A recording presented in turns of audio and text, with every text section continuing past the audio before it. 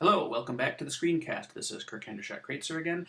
We are in part 3 of 3 in our presentation of images and imagery. We've just finished a review of how images can be used and the difference between literal and figurative images.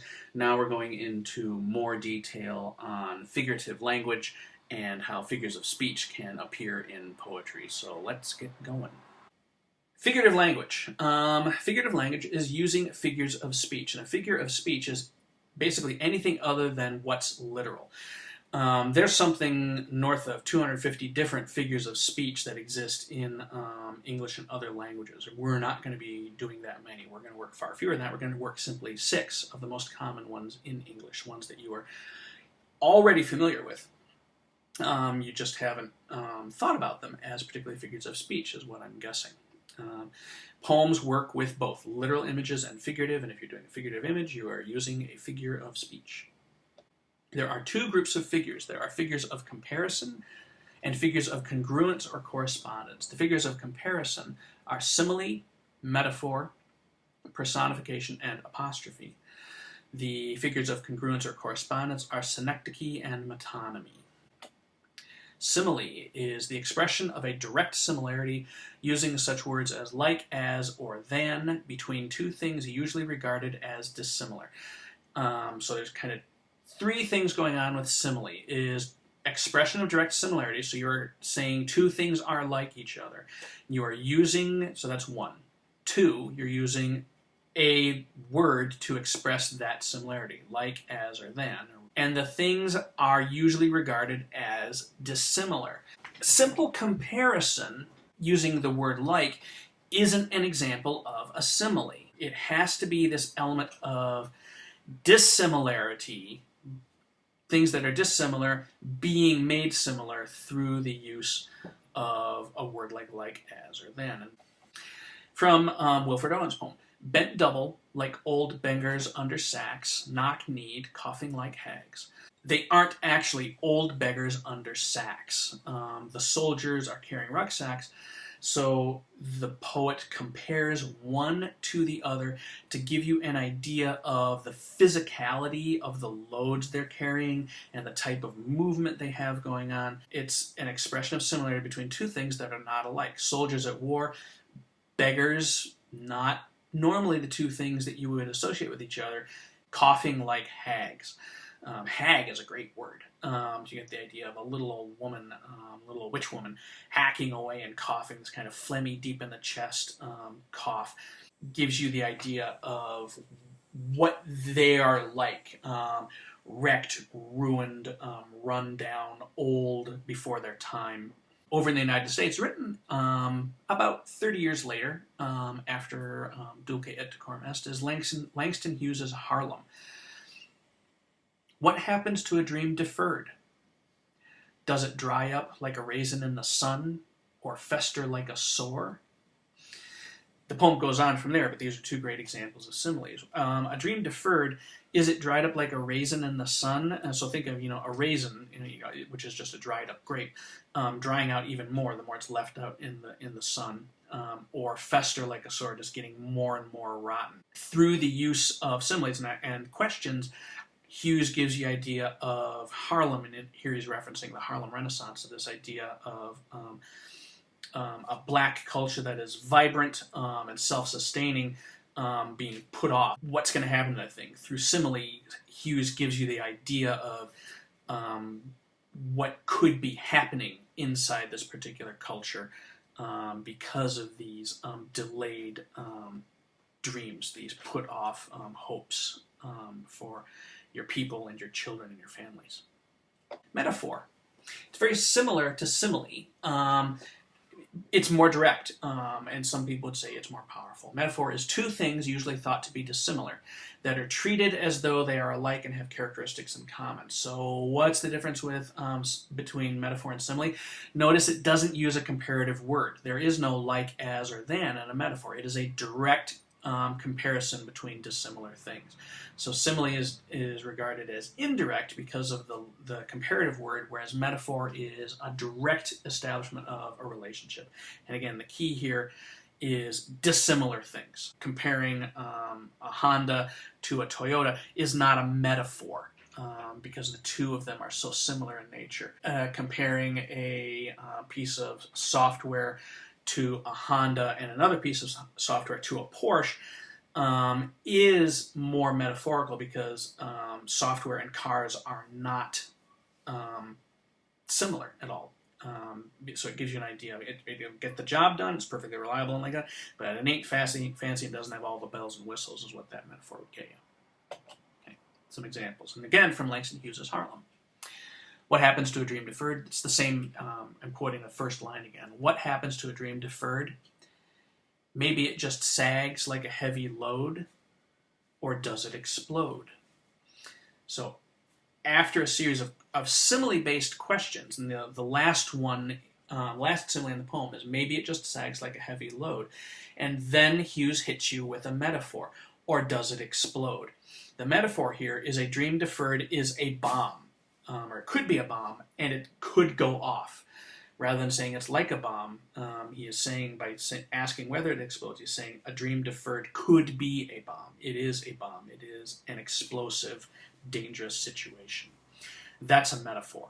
Personification is attributing human characteristics to something that is not human, like an inanimate object or an abstract concept.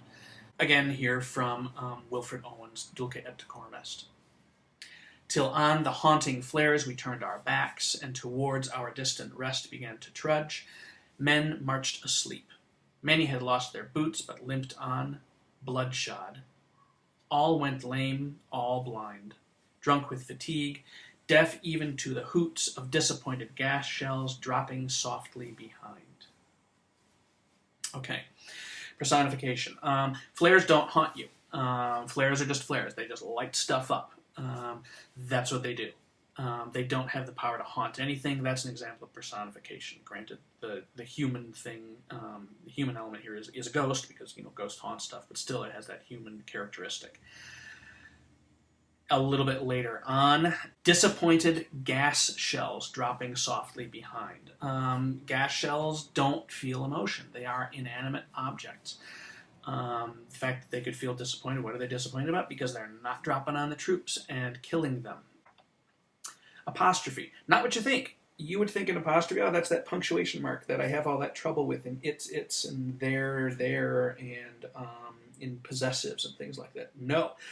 Apostrophe is those things, but it's also a figure of speech in which you address someone who is absent or dead, or something non-human as though it were present and could reply. An example from John Donne, the 17th century writer's Holy Sonnet 9. Death, be not proud, though some have called thee mighty and dreadful, for thou art not so.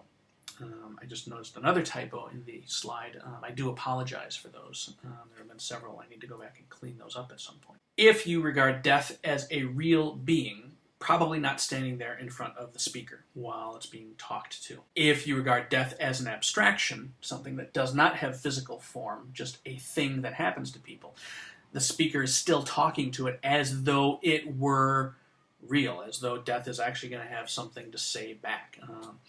This is a great example of apostrophe. If you regard death as a pure abstraction, it's also an example of personification, because it's giving the idea that death actually has human attributes. So it's both speaking to something that is not there and giving human qualities to something that is not human. So it's both apostrophe and personification. You're getting a twofer with that one. Metonymy. We're out of the kind of easily recognized ones. I don't think anybody is going to have particular difficulty recognizing the ideas of simile, metaphor, and personification. Apostrophe is a little bit more challenging, but now we're into the ones that are, people do them all the time, they just don't know they have names for what they're doing. Metonymy is substituting the name of one thing for something closely related to it. Dudley Randall's Ballad of Birmingham. No, baby, no, you may not go, for I fear those guns will fire. But you may go to church instead and sing in the children's choir. Okay, so what's the metonym, which is the thing that you use in metonymy here in this poem? It's in that second line. I fear those guns will fire. The gun actually will fire. The gun is fired. But the metonym here is using gun for the men holding the guns. So, like for example, in a military thing, you're like, how many guns do we have? That could be a reference to literally how many guns do we own? Do we have 100? Do we have 1,000? Or are we running out of them? But you could also use guns to refer to the people who are carrying the guns, the soldiers. And that's what's going on here, is I fear those guns will fire. The cops, the soldiers, the people who are blocking access to the places that the protesters want to get to are going to shoot you if you go down there. So rather than talking about them as people, they're dehumanized by the use of guns. They are made into not into somebody who's carrying a weapon, but into weapons themselves. They become even more threatening and dangerous through the metonym. Another example of metonymy would be the White House released a report today that the economy was getting better. The White House didn't actually release anything. The White House is just a building that sits there. But it is closely related to the idea of the office of the president, to the executive branch of government. Synecdoche, using a part of a person or thing to stand for the whole person or a thing. Here's an example from Julius Caesar. Friends, Romans, countrymen, lend me your ears. One, he is not literally asking, this is Mark Antony, is not literally asking for the friends, Romans, and countrymen to hand their ears over to him.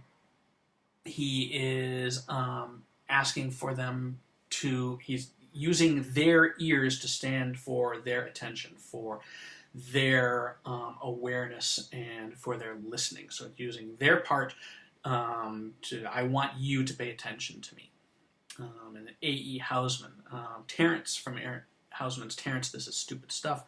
Malt does more than Milton can to justify the ways of God to man. Malt is part of beer.